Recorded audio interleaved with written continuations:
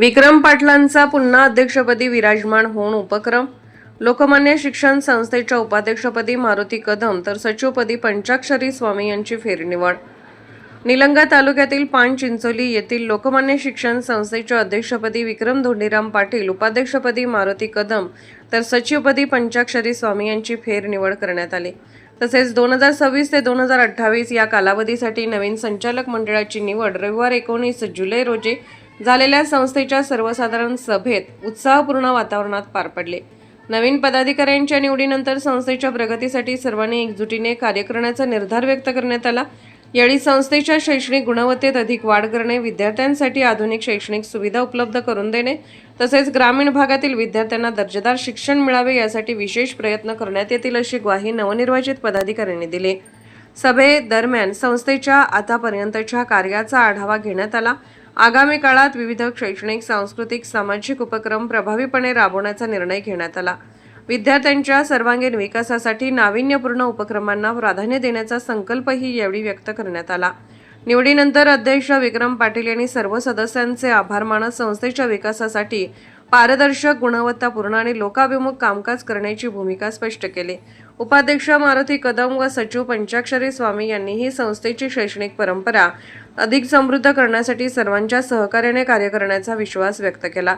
यावेळी कार्यकारी संचालक मंडळात लक्ष्मण तिमा बंडकर, बालाजी मारुती पाटील, गोविंद ज्ञानोबा दिवे, विजय चंद्रकांत स्वामी, लिंबराज शंकरराव मोरे, नागनाथ शंकरप्पा स्वामी, दत्तू ज्ञानोबा जगदाळे तसेच शिक्षक प्रतिनिधी म्हणून शिवाजी ज्ञानोबा जाधव यांची निवड करण्यात आली.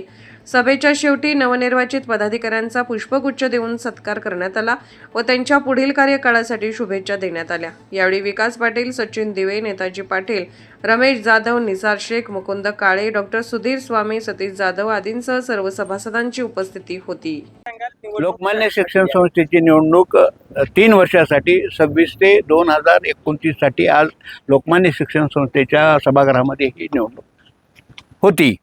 त्या निवडणुकीसाठी सर्व आजीव सभासदांना निमंत्रण देण्यात आलं होतं, पोस्टानं निमंत्रण दिलं होतं. विषय क्रमांक 2 जो निवडीचा विषय होता त्याच्यावर आमचा आक्षेप होता की हा सगळा कार्यक्रम निर्वाचन अधिकाऱ्याने जाहीर करायला पाहिजे होता आणि कार्यक्रम पत्रिका 5, 6, 7 दिवसाची जी असते ती जाहीर करायला होती, ती जाहीर केलेली नव्हती.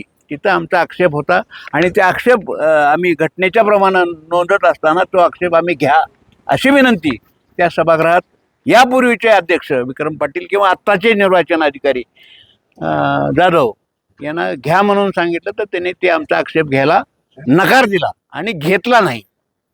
मूळ आमचा आक्षेपच तिथं होता सुधाकर. आणि यानंतरच्या पुढची प्रक्रिया आमची सर्व आजीव सभासदाची ही राहील की आम्ही न्यासमध्ये जाऊ. मागलच्याही काळात न्याय मिळाला, त्यांचा चेंज रिपोर्ट झालेला नाही आणि आताही आम्ही पुढच्या काळात न्यासमध्ये जाऊ आणि या संस्थेला न्याय मागू आणि योग्य तो निर्णय तिथून घेऊ. लोकमान्य शिक्षण संस्थेची 2026 ते 2029 साठी त्रैवार्षिक निवडणूक होती. पण ह्या त्रैवार्षिक निवडणुकीचं आम्हाला आमंत्रण होतं, नोटीस होती. त्या नोटिशीच्या माध्यमातून आम्ही इथं हजर होतो. पण ही सभाच बेकायदेशीर होती आणि या सभेमध्ये आम्ही आमच्या लोकमान्य शिक्षण संस्थेच्या घटनेप्रमाणे ही निवडणूक नाही हे असं ठामपणे आम्ही सांगत होतो. घटनेचं कलम 15-16 अन्वये ही घटनाबाह्य आणि बेकायदेशीर निवडणूक आहे आणि म्हणून आमचा आक्षेप आम्ही नोंदवत होतो निर्वाचन अधिकाऱ्याकडं. पण निर्वाचन अधिकाऱ्याची नेमणूक ही 30 जूनला झाली पाहिजे. पण आता या आमसभेमध्ये यांनी निर्वाचन अधिकाऱ्याची निवड आत्ता कळाली म्हणून आम्ही आक्षेप कुणाकडे द्यायचा? कारण हे पत्र आम्हाला नोटीस आली पाहिजे त्या निर्वाचन अधिकाऱ्याच्या सहीनं, पण आम्हाला आली सेक्रेटरीच्या सहीनं. म्हणजे ही सर्वसाधारण सभा ही बेकायदेशीर आहे आणि सदरील सर्वसाधारण सभेमध्ये आम्ही आक्षेप नोंदवायला गेल्यानंतर तुमचा आक्षेप घेणार नाही, तुम्हाला काय करायचं आहे, कुठं का करायचं आहे तिथं जावा, करा. आत्तापर्यंत आमची कुठलीही गोष्ट ऐकून घेतलेली नाही. आ- सभात्याग केला होता. यानंतर आता पुढची भूमिका काय आहे? आता माझी पुढची भूमिका ही राहील की हे लोकमान्य शिक्षण संस्था वाचवण्यासाठी कुणाच्या घशात जाऊ नये. ही संस्था कुणाची एकाची नाही, या संस्थेवर कुणाची मक्तेदारी नाही. ही गावची सार्वजनिक संस्था आहे, सार्वजनिकच राहिली पाहिजे. आणि म्हणून मी माननीय धर्मादाय आयुक्त आंबेजोगाई रोड लातूर इथं न्याय मागणीसाठी अपील करणार आहे उद्याच. आणि निवडणूक प्रक्रिया निर्वाचन अधिकाऱ्यांच्या समक्ष पार पडली. कशा पक्षाचा विश्वास मतदारांनी सभासद आपल्याला दाखवला? काय अधिक माहिती काय सांगा?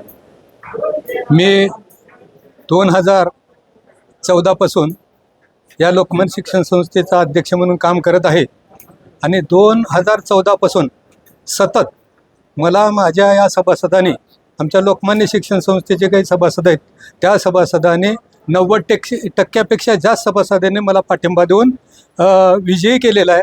तशाच प्रकारे आजची सुद्धा निवडणूक या ठिकाणी घटना कलम, आमची जी लोकमान्य शिक्षण संस्थेची घटना आहे त्या घटना कलम 7 प्रमाणे कायदेशीर या ठिकाणी आम्ही घेतलेली आहे.